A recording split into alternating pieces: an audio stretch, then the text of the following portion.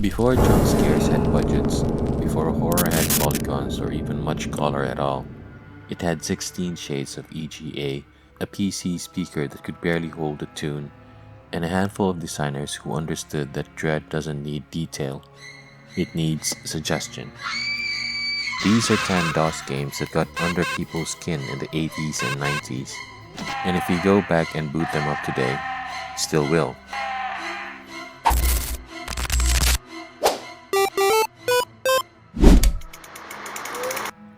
Sierra was known for cheerful fantasy adventures. Then in 1988, it published Manhunter, New York, and told players that humanity had already lost. You play a man conscripted by alien overlords called the Orbs to hunt down other humans. The perspective is a cold, static, top-down surveillance view, as if you're being watched as much as watching. Puzzles are cryptic and punishing. Death comes fast and it comes ugly. There's no relief in Manhunter, that's the point. Long before survival horror had a name, British developer Horrorsoft built a personal nightmare. A slow burn investigation into a village overrun by something demonic, told through blocky graphics in a real-time clock that keeps running whether you are ready or not. It plays like a detective story that keeps quietly reminding you that you are not in control of the timeline. Something is always happening, somewhere, while you're stuck solving a puzzle in the wrong room. Hugo's House of Horror was shareware, cheap, blocky, aimed at all ages. And yet for an entire generation of kids sneaking into family computer, it was the first genuinely unsettling thing that he ever saw on a screen. A haunted house, wandering skeletons, a green-skinned monster behind a door you didn't expect to open. Nothing here would frighten an adult.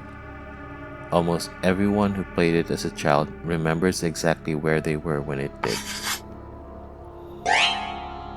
Elvira wrapped a real-time combat dungeon crawler into a gothic horror atmosphere in the licensed persona of horror host Elvira herself. Beneath the camp, the castle setting was legitimately oppressive.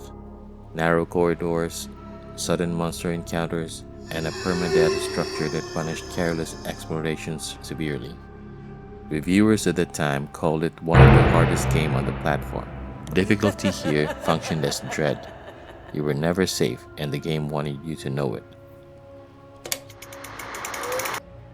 From the same studio as Elvira came Waxworks, 5 separate horror stories, each triggered by touching a different wax figure in a museum. Jack the Ripper's London, Ancient Egypt. Each tale swaps setting entirely, but the dungeon crawl dread stays constant. The framing device, the museum itself, silent, waiting for you to choose your next nightmare, is often remembered as creepier than any individual story inside it. Darkseid did something no adventure game had done before. It hired H.R. Giger, the artist behind the design of the Alien films, to design an entire alternate dimension. The premise is simple. An artist like Mike Dawson has a monstrous alien embryo growing inside his skull, and he has 24 in-game hours to stop it. The house he lives in exists in 2 versions simultaneously, one mundane, one warped into Giger's nightmare biomechanical world. Walking between them, watching ordinary furniture curdle into something organic and raw, remains one of the most disorienting transitions in DOS gaming. One of the first games to adapt H.P. Lovecraft directly, Shadow of the Comet, drops you into the fictional town of Ilsmouth in 1925, investigating an eclipse-triggered massacre from decades earlier. The game's real weapon isn't combat, it's a sanity mechanic. Witnessing the wrong thing and your character's grip on reality visibly deteriorates. Lovecraft's core idea that some knowledge is corrosive simply to possess translates disturbingly well into a system you can watch happen to you in real time. While credited as a first true survival horror game, Alone in the Dark traps investigator Edward Carnby, or Emily Hartwood, depending on who you choose, inside their chateau, a Louisiana mansion built on a foundation of Lovecraftian dread. The camera doesn't follow you, it's fixed. so you frequently can't see what's coming until it already has. Polygonal characters move against painted, pre-rendered backdrops, a visual mismatch that, rather than looking dated, still reads as deeply uncanny. Every major survival horror franchise that followed owes it a direct debt. The Seventh Guest was built to show off what CD-ROM could do: an eerie orchestral organ score, actors in ghostly overlay footage haunting a puzzle-filled mansion. The premise: a toy maker named Stauff lured 6 guests to his house with promises of wishes granted. All of them are dead. You're the 7th. The puzzles are genuinely clever. Chess, logic grids, riddles, but it's the presentation around them that lingers. Flickering ghost apparitions bleeding through the walls of otherwise silent, empty house. System Shock trapped players aboard Citadel's station, with Shodan, a rogue AI who have gone from station caretaker to godlike murderous intelligence after a hacker stripped her ethical constraints. It's widely considered one of the scariest antagonists ever put in a game, and she never once needs a physical form to do it. Shodan talks to you constantly, mocking, gloating, occasionally glitching mid-sentence into pure static-laced malice, while the station itself, lit in sickly cyan emergency light, is filled with mutated crew and cyborg security drones that used to be human.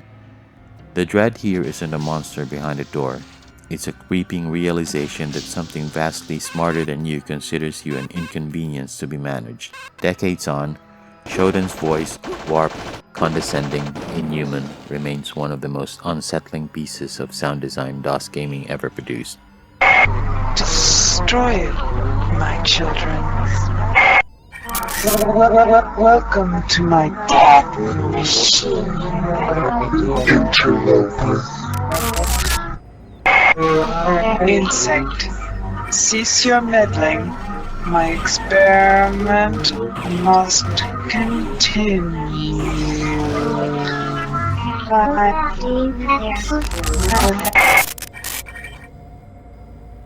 None of these games had graphics that would impress anyone today, and most didn't have voice acting worth remembering, with one very deliberate exception.